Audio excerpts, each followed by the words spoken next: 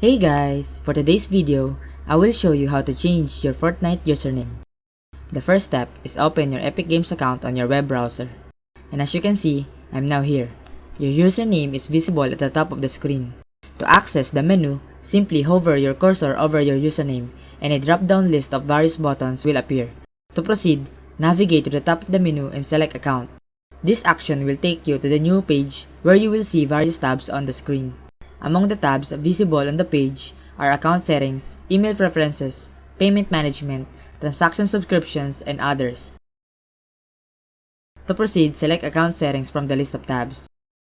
Upon selecting Account Settings, the first thing you will see on the screen is your display name, which is visible in this section. As an example, you can see my display name displayed here in the location. Now, I will guide you through the final step of changing your display name in Fortnite. To do so, locate the pencil icon located next to your display name.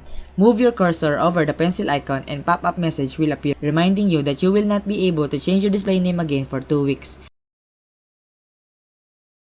after making the change. And to proceed with changing your name, click on the pencil icon and a menu will appear to change your display name. Simply type your desired new display name in the designated fields. So there you have it. Thank you for watching and please don't forget to subscribe.